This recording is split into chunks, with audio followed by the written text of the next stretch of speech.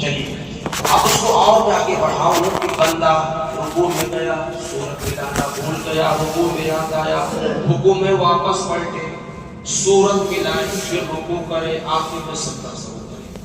چلو رکوع میں یاد نہیں آیا، بات آگے بڑھ گئی، اس کو رکوع میں یاد نہیں آیا، رکوع کی تسبیح اس نے پوری کر لی، اب اس نے کہا سمی اللہ لمن حمدہ، اب آئے میں نے تو سورہ فاتحہ پڑھی تھی، سورت ہم نے ملائی نہیں، اب کیا بنے گا؟ تو کیا رکوع میں جاؤ گے؟ نہیں، رکوع میں نہیں۔ قرات کرو گے؟ نہیں۔ سمجھنا ہے بات کو۔ جب آپ سمی اللہ لمن حمدہ کہہ کے کھڑے ہو گئے اور آپ کو یاد آیا کہ سورت تو رہ گئی تھی، تو اب کیا ہوگا کہ آپ اپنی نماز کنٹینیو جاری رکھیں، آخر میں سجدہ سو کر لیں، سجدہ سو کر لیں۔ کیوں کر لیں؟ کیا چھوٹا ہے؟ آپ سے واجب چھوٹا ہے، یعنی سورت کا ملانا کیا ہے؟ واجب ہے۔ سورہ فاتحہ کے بعد سورت کا ملانا واجب ہے۔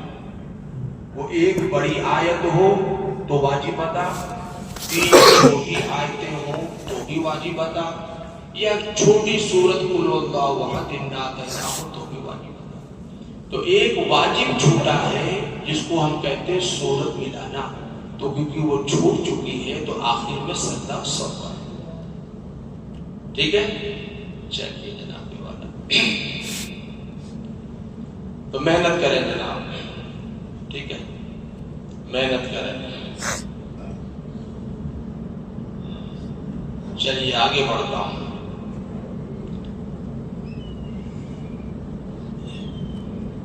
ایک بندے نے کیا کیا؟ التحیات کی جگہ اس نے سورہ فاتحہ پڑھ لیا۔ یہی سب ہوتا ہے۔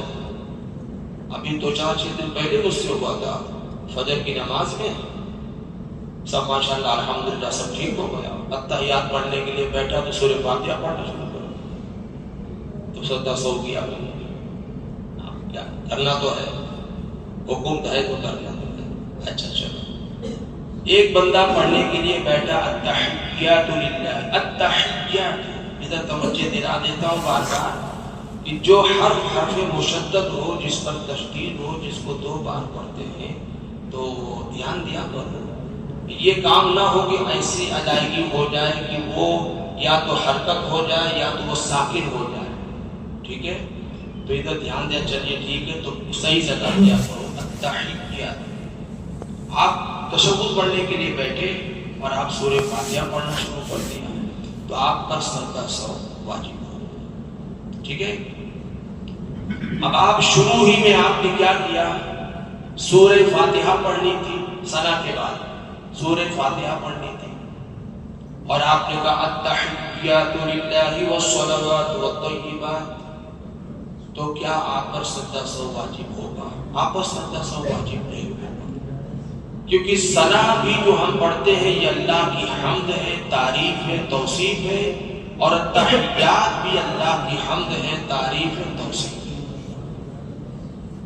سمجھ گئے؟ اور اگر سورہ فاتحہ کے بعد آپ سورت کی جگہ پڑھ دیتے التحیات للہ والصلوات، یعنی پڑھنا تو قل اللہ احد، آپ نے التحیات شروع کر دیا، تو وہ موقع سے ہٹ کر کے ہو گیا، وہاں کچھ اور پڑھنا تھا، تو سجدہ سو واجب ہو جائے، سجدہ سو واجب ہو جائے۔ اور آگے چلتا ہوں، جو غلطی بہت سارے نمازی کرتے ہیں، سارے نمازی سے یہاں چند کو مستثنیٰ کیا جا سکتا ہے، 100 میں سے 10 کو، باقی سے وہ غلطی کرتے ہیں۔ وہ کیا ہے؟ اب جس کو تعدیل ارکان کہتے ہیں، تعدیل ارکان کہتے ہیں کہ جب بندہ کھڑا ہوتا نا سمی اللہ لمن حمدہ کہتے ہوئے کھڑا ہوتا ہے قیام کی طرف، قعود کی طرف، تو حکم ہے کہ ایک تسبیح کے مقدار میں کھڑے رہو، اس کے بعد پھر سجدے میں جانا۔ اب وہ بندہ رکا ہی نہیں، سمی اللہ لمن حمدہ، اللہ اکبر، سجدہ سو واجب ہوگا۔ آپ پر واجب تھا کہ آپ ٹھہرتے، ماشاءاللہ ایسے اماموں سے لوگ بہت خوش ہوتے ہیں، بولے کیا فاسٹ تراویح ہوتی ہے، ماشاءاللہ بہت اچھے آپ لوگ، بہت مبارکباد دیتے رہتے ہیں، اللہ تعالیٰ اپنے حفظ و امان میں رکھے، خدا ایسی نماز سے بچائے، ہم سب کو بچائے، ہزاروں بار بچائے، لاکھوں بار بچائے۔ سجدہ وہی کرے اللہ کے فضل سے جسے سجدہ کہتے ہیں، جسے نماز کہتے ہیں، لیکن قیامت کی نشانیوں میں سے تو ہوگی نا، ایک سے پڑھ کر ایک دیندار سمجھدار آئیں گے، سب سرٹیفکیٹ دیں گے، بہت اچھا سمجھ فیمس ہے فلاں علاقے میں، وہاں بہت جلدی نماز ہوتی ہے، وہاں پڑھ لیں گے، 2-3 منٹ بولے یہاں دیر ہوتی ہے تو قیامت آ جاتی ہے، 2-3 منٹ دیر ہوتی ہے، بولنے سے پہلے شرم بھی نہیں آتی کہ 2-3 منٹ، ارے 20-25 منٹ ہو تو تھوڑا پاس سمجھے، 2-3 منٹ 4 منٹ کو لے کر کے ناپ توڑ کرتے ہیں یہ اللہ اپنے زبان دے رکھے۔ چلیے ٹھیک ہے، جب درد چھلکتا ہے تو زبان میں الفاظ آتا ہے، کیا کریں گے؟ اور بھی میں نے دیکھا ہے 36-37 سال سے منصب امامت پر ہوں میں کہ حق کا لوگ ساتھ نہیں دیتے، حق کا ساتھ نہیں دیتے، یہ بھی دیکھا ہے، اچھے اچھے کو پیچھے ہٹتے ہوئے دیکھا ہے۔ آپ تنہا شہید ہو جائیں، چاہے کربلا میں چلے جائیں، چاہے یہی کہیں میدان میں، ہم آپ کا ساتھ نہیں دیں گے تو ایک تنے تنہا کوئی بھی عالم، کوئی بھی کام بہتر کام نہیں کر پاتا۔ یہ بھی بتا دیتا ہوں میں آپ کو کہ آپ ساتھ تو نہیں دیتے، پیچھے ہٹ جاتے ہیں، پیچھے ہٹ جاتے ہیں، یہ بھی بہت بڑا المیہ ہے۔ کتنوں کو دیکھا میں نے بھی، اللہ خیر، ٹھیک ہے۔ تو میں عرض کر رہا تھا کہ سورہ فاتحہ کے بعد اگر آپ نے تحیات شروع کر دیا، اس کے بعد یاد آیا پھر آپ نے سورت ملائی تو سجدہ سہو آ جائے، لیکن اگر یہ کہ آپ نے شروع میں ہی ثنا کی جگہ تحیات پڑھ دیا تو سجدہ سہو واجب نہیں۔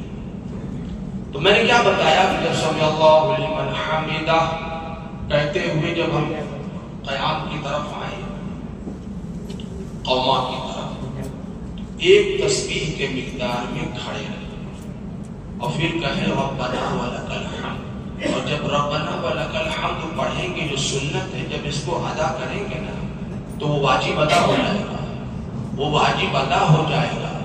یعنی یوں تو میرے آقا کی یہ تسبیح سنت کہلاتی ہے، مگر صحیح معنوں میں آپ کا واجب بھی ادا ہو رہا ہے، اور جب واجب ادا ہو تو اس میں فرض بھی ادا ہو رہا ہے۔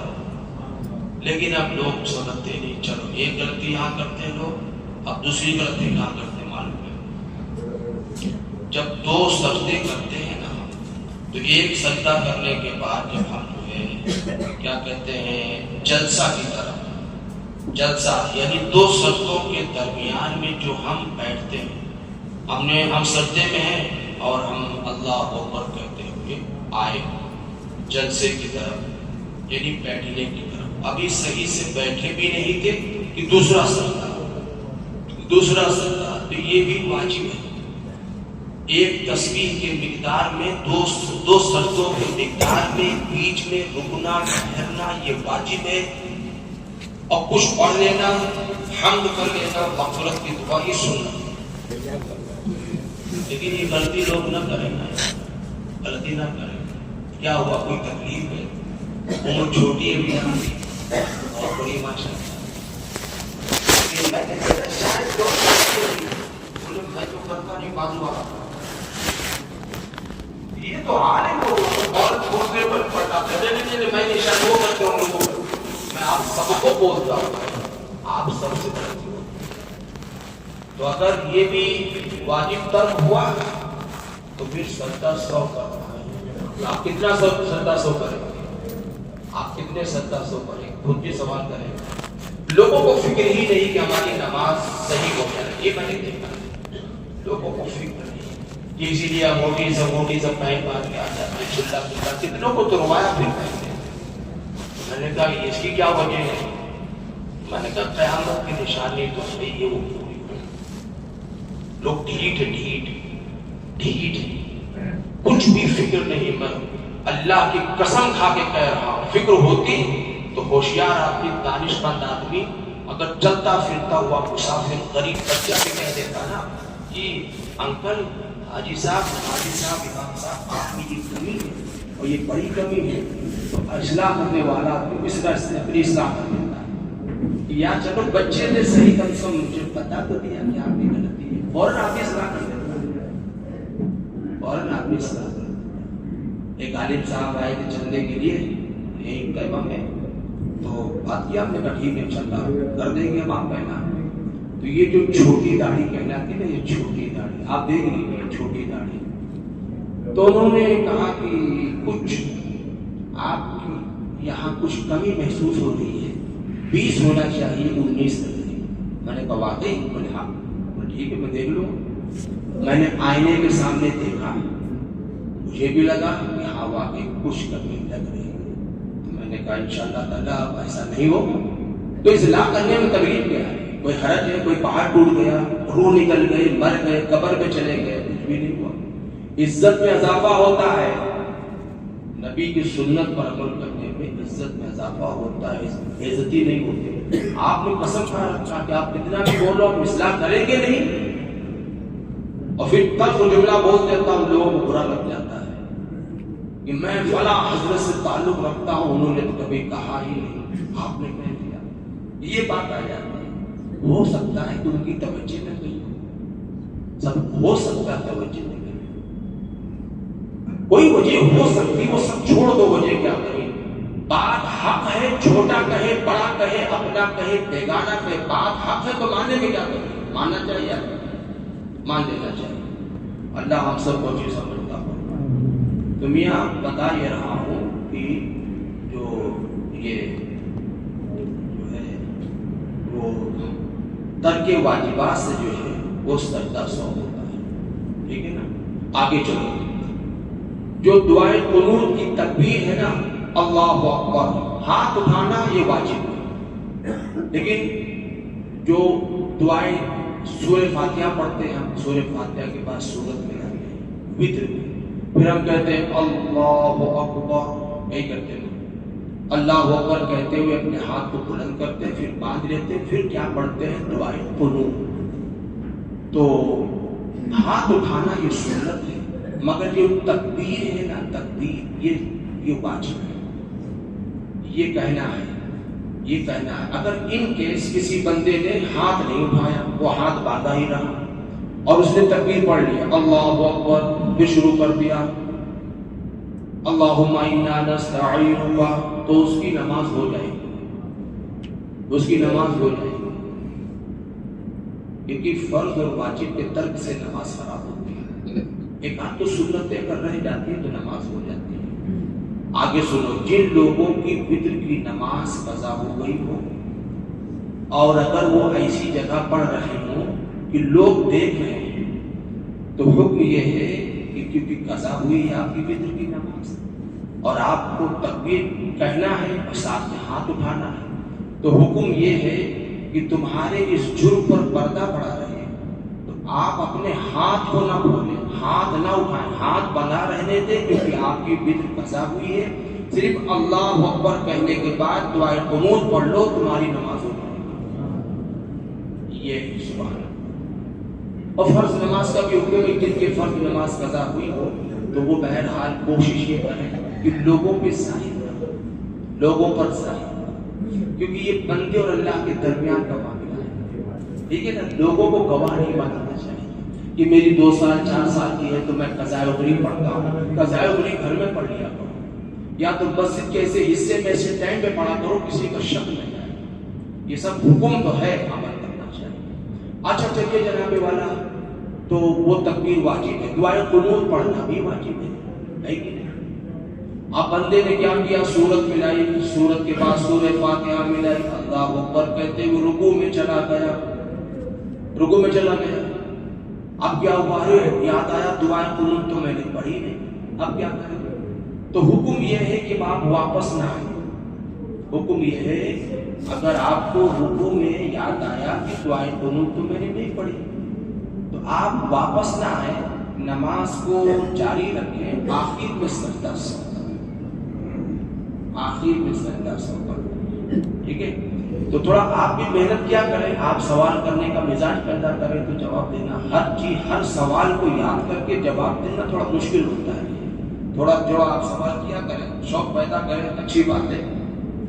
تو دعائیں قنوت بھی پڑھنا جو ہے یہ واجب ہے، اور جو ہے وہ اگر بھول گئے کبھی، آگے ایک مسئلہ بتا دیتا ہوں کہ ایک ہے سجدہ سو کا مسئلہ۔ سجدہ سو کا طریقہ یہ ہے کہ آپ بیٹھے آخر میں التحیات پوری کریں، التحیات مکمل کرنے کے بعد داہنی طرف سلام پھیریں، اس کے بعد 2 سجدہ کر لیں، 2 سجدہ کرنے کے بعد پھر بیٹھ جائیں اور پھر التحیات درود شریف پڑھ کے سلام پھیریں۔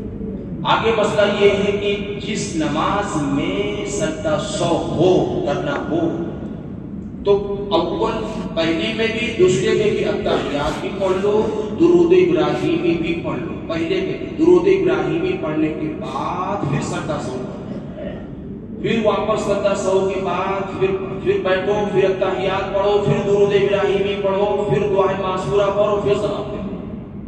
سب مسائل سیکھنا چاہیے، ٹھیک ہے؟ اچھا جناب والا، کیا مسئلہ میں بیان کرنے جا رہا تھا؟ دیکھیے وہی مسئلہ دماغ سے نکل گیا۔ اللہم صلی علی سیدنا مولانا محمد وعلی آلہ سیدنا مولانا محمد بارک وسلم صلاۃ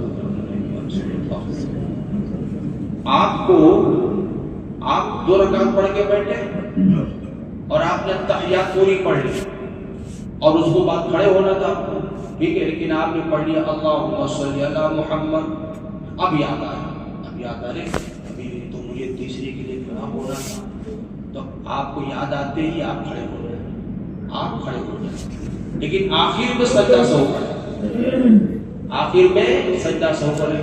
آقا خواہ میں تشریف لائے حضرت امام اعظم ابو حنیفہ، کہا اے میرے غلام نعمان بن ثابت، اس بندے نے نماز میں مجھ پر درود و سلام پڑھا تو تم نے یہ حکم کیوں دیا کہ سجدہ سہو کرو؟ کیا سوال اور کیا جواب اس بات؟ ہمارے امام کا کیا مقام و مرتبہ ہے، یہی لکھا ہے کتابوں میں اللہم صلی علی محمد۔ آقا نے پوچھا اے نعمان تم نے حکم کیوں دیا سجدہ سہو؟ کہا حضور اس نے بھول کر جو آپ نے درود و سلام پڑھا نے اس لیے حکم دیا۔ نہیں